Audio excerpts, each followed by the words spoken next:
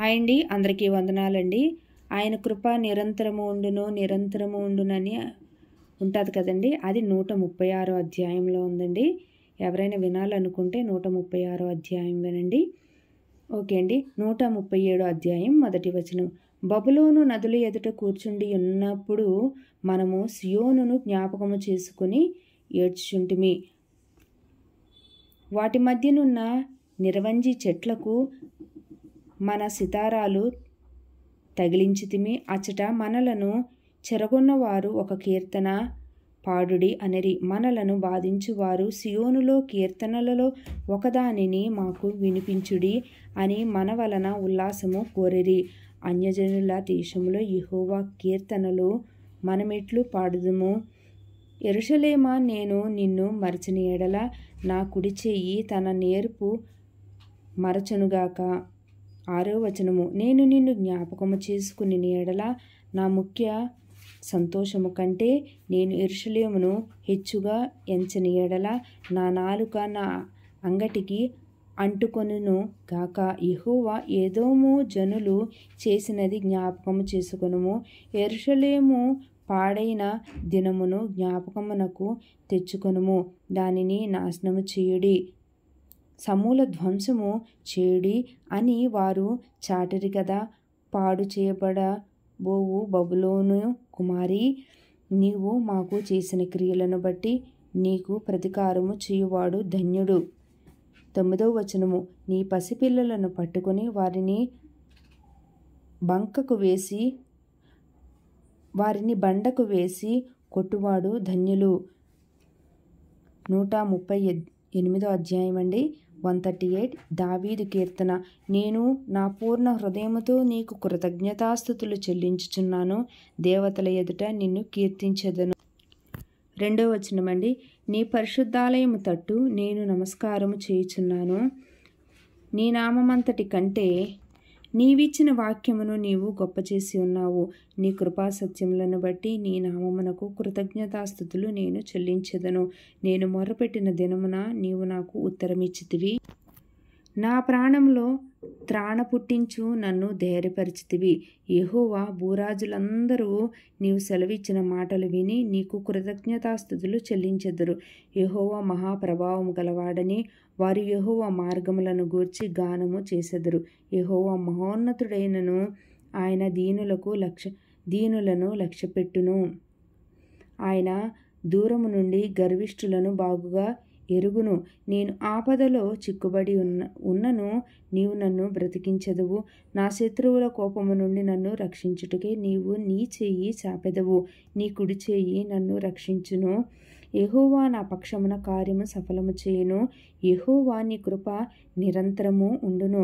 నీ చేతి కార్యములను విడిచిపెట్టకము. 139 అండి. 139 ప్రధాన గాయకునికి దావీదు కీర్తన. యెహోవా, నీవు నన్ను పరిశోధించి తెలుసుకొని ఉన్నావు. నేను కూర్చుంట నేను లేచుట నీకు తెలియను. నాకు తలంపు పుట్టక మునిపే నీవు నా మనసు గ్రహించుచున్నావు. నా నడకను నా పడకను నీవు పరిశీలన చేసి ఉన్నావు. నా చర్యలన్నిటినీ నువ్వు బాగుగా తెలుసుకొని ఉన్నావు. యెహోవా మాట నా నాలుకకు రాక మునిపే అది నీకు పూర్తిగా తెలిసి ఉన్నది.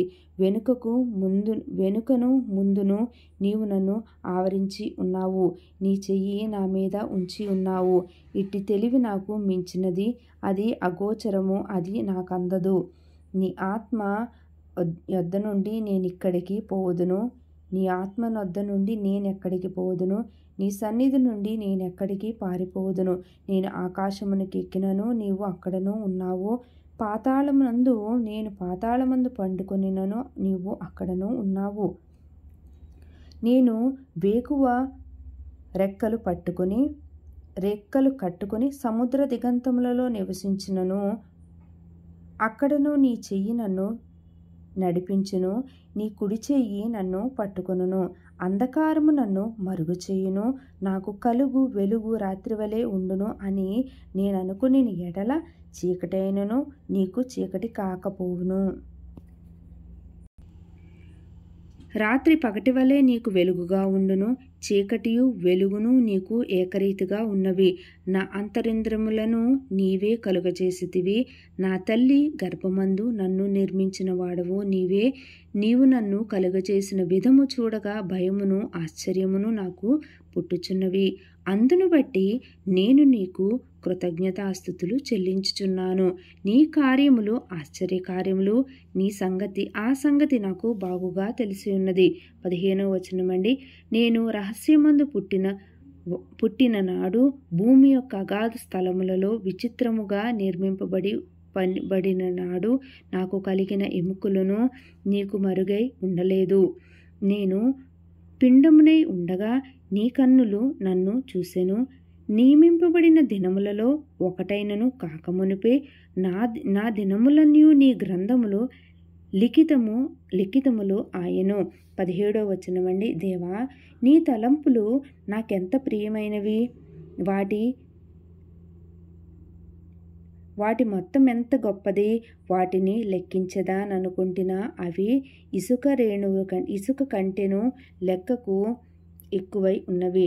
నేను మేల్కొంటినా ఇంకనూ నీ యొద్దనే ఉందును. దేవా, నీవు భక్తిహీనులను నిశ్చయముగా సంహరించదువు. నరహంతకులారా, నా యొద్ద నుండి తొలగిపోవుడి. వారు దురాలోచనతో నిన్ను గూర్చి పలుకుదురు. మోసపుచ్చుటకై నీ నామమును బట్టి ప్రమాణము చేయుదురు. యెహోవా, నీవు ద్వేషించు వారిని నేను ద్వేషించుచున్నాను కదా. నీ మీద లేచువారిని నేను అసహించుకుంటున్నాను కదా. వారి యందు నాకు పూర్ణ ద్వేషము కలదు. వారిని నాకు శత్రువులుగా భావించుకొనుచున్నాను. 23వ వచనమండి. దేవా, నన్ను పరిశోధించి నా హృదయమును తెలుసుకొనుము. నన్ను పరీక్షించి నా ఆలోచనను తెలుసుకొనుము. నీకు ఆయాసకరమైన మార్గము నా యందు ఉన్నదేమో చూడుము. నిత్య మార్గమున నన్ను నడిపించుము. ఈ పరిశుద్ధ వాక్యం దేవుని నామానికి మహిమ కలుగునుగాక. ఆమెన్. క్రొత్తవారు వింటుంటే కంపల్సరీ సబ్స్క్రైబ్ చేసుకోండి, లైక్ చేయండి, షేర్ చేయండి, కామెంట్ చేయండి. మీరు లైక్ చేయడం వల్ల కొంతమందికి ఎవరికైతే బైబిల్ చదవాలని ఉంటుందో, వినాలని ఉంటుందో వారికి షేర్ అవుతుందండి. ఓకే అండి.